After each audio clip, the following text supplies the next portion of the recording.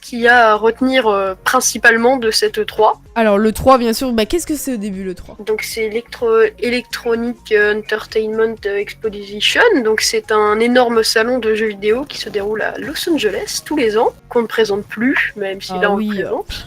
Très... Et donc qu'est-ce qu'on a retenu des 7 conférences, je crois, de l'E3 ? Alors donc pour la première, je sais pas si c'est la première en date, mais pour moi une des plus importantes c'est donc la conférence de Bethesda. Ah. Donc Bethesda c'est ceux qui ont fait donc Skyrim, Red Dead Redemption, Fallout, Doom. Donc qui a annoncé, on va commencer par Doom Eternal, donc un énième Doom, mais qui est quand même sympathique. Fallout 76 dont on a parlé la semaine dernière. Exactement. Non, la semaine dernière on en a parlé, Oui, on en a parlé la semaine dernière. Ils ont annoncé Starfield. Alors ça c'est un jeu dans l'espace. On n'en sait pas encore beaucoup, il y a un petit trailer, je vous invite à tout regarder de toute façon après l'Alpaga Show. Il y a alors j'ai mis le lien du site de l'E3, mais fouillez dans les commentaires avec ce qu'on a. Oui, j'en verrai, moi j'ai des récaps et tout, je vous mettrai tout ça dans la description à la fin du live.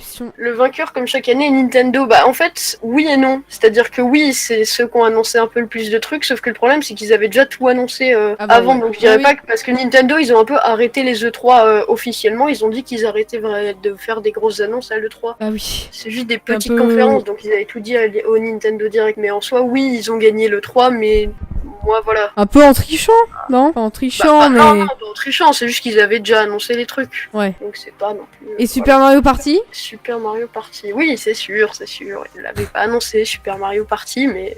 il y a des petits filons comme ça. The Elder Scrolls 6, donc la plus grosse annonce de Bethesda, donc la suite de Skyrim, la suite de Oblivion. Donc The Elder Scrolls 6, on a eu juste un petit trailer de quelques minutes, même pas d'une minute à peu près, pour juste nous annoncer The Elder Scrolls 6 et nous dire qu'il était officiellement en développement et qu'il y aurait une suite. Donc ça c'était dans la conférence PC Gaming Show je crois. Donc on a entendu parler de Cyberpunk 2077. Non c'est pas dans PC, ça doit être dans Xbox, je sais plus. Donc dans une des conférences on a entendu parler de Cyberpunk 2077. Rappelez-vous de CD Projekt Red, donc The Witcher. Annoncé en 2013, Cyberpunk 2077, on n'en avait plus entendu parler du tout depuis cette E3. Et donc qu'est-ce que c'est Cyberpunk 2077 ?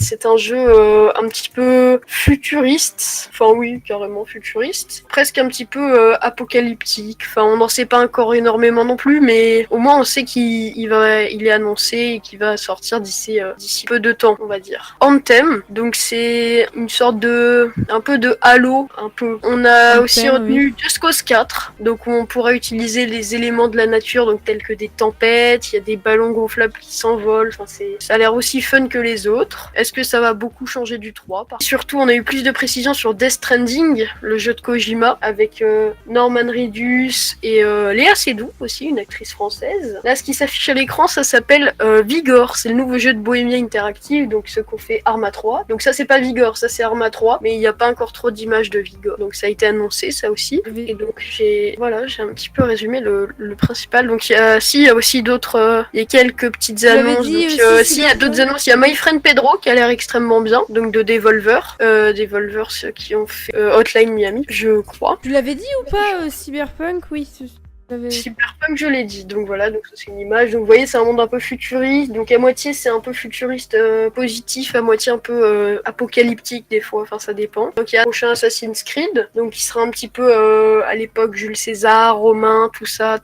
The Division 2 aussi qui a été annoncé donc par Ubisoft, et surtout Beyond Good and Evil 2, qui a l'air assez sympathique, Beyond Good and Evil 2. Voilà tout ce qu'on a retenu de cette E3. De cette E3. Alors, quel est votre avis sur cette E3 ? Est-ce que... On regarde. Et Jump Force aussi, donc voilà, donc un jeu vidéo de combat sur le thème des mangas, donc qui a l'air assez apprécié aussi. Assassin's Creed, c'est chez les Grecs, pas les Romains. Ah, excusez-moi. Kingdom Hearts 3. Ah oui, Kingdom Hearts 3, effectivement. J'ai failli oublier. Donc voilà. Oui, excusez-moi. Donc voilà, tout ce qui apparemment a été FIFA vu. 19, oui, FIFA 19, mais après ça, c'est pas les grosses annonces. Enfin, on s'y attendait. C'est une grosse annonce, oui, mais on s'y attendait. Là, j'ai parlé principalement des trucs qu'on n'attendait pas ou plus ou pas encore. Donc, notamment Just Cause 4 qui arrive assez tôt, mais qui fait toujours plaisir.